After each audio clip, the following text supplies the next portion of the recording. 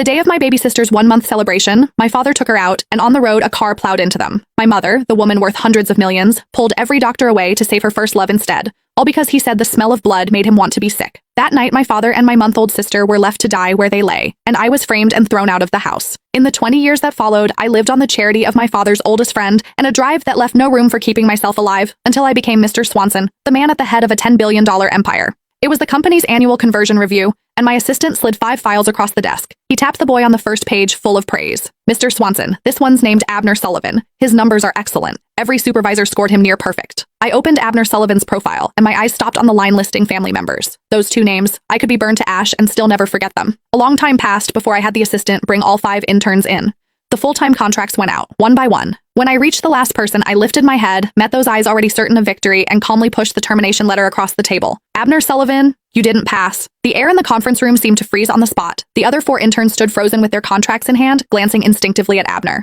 The assistant froze too. He stood at my side, eyes signaling at me, anxious. Mr. Swanson? I acted as if I hadn't seen it, my gaze level on the boy in front of me. He looked so much like his father. The same good looks, the same cleverness, the same bone-deep sense of superiority. Of everyone in that room, Abner alone wasn't rattled. He only blinked, a flicker of surprise, and then was calm again. Unhurried, he opened the folder he'd brought and spread its contents flat on the table. Mr. Swanson, I've interned at your company for 3 months. I handled 4 projects, 2 of them on my own, client renewal rate 100%. His tone was even, neither groveling nor brash, every point in order. 2 straight quarters of top marks on the reviews. My numbers are the highest of any intern in my cohort. He finished, paused, then raised his eyes to me. That puts me first out of everyone who started when I did. If you're cutting me, you owe me a reason. His chin tipped up slightly as he said it.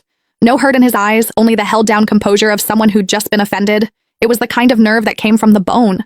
The confidence and pride you only grow when the world has circled you since childhood, when home is happy and whole. I leaned back in my chair and looked at him and let a long silence run before I answered. There's no reason. Abner's face stiffened. This is my company. I want to let you go. It's that simple. A crack finally showed in his expression. His color shifted, but he recovered fast and gave a cold little laugh. Mr. Swanson, this is workplace bullying. He shut the folder, his voice dropping cold. If word of this got out, it might do some damage to your company's reputation. I smiled. I'm not bullying you. I held his eyes, not a trace of expression on my face. If this feels like bullying to you, maybe that's your problem. People who are actually good never think they're being targeted. Only the guilty do. That landed, and Abner's face changed completely. I'd finally gotten under his skin. That was when the assistant leaned in close, dropping his voice at my ear. Mr. Swanson, why don't you reconsider? This young man really did perform exceptionally during his internship, and the board ran a check on him. His mother runs the Sullivan Group. She's Kay Sullivan. I raised a hand to cut him off and turned to Abner Sullivan. That's your mother, isn't she? He blinked, then lifted his chin, suddenly proud, as if the name itself made him worth more. So, Mr. Swanson has heard of my mother? There was no hiding the confidence in his voice.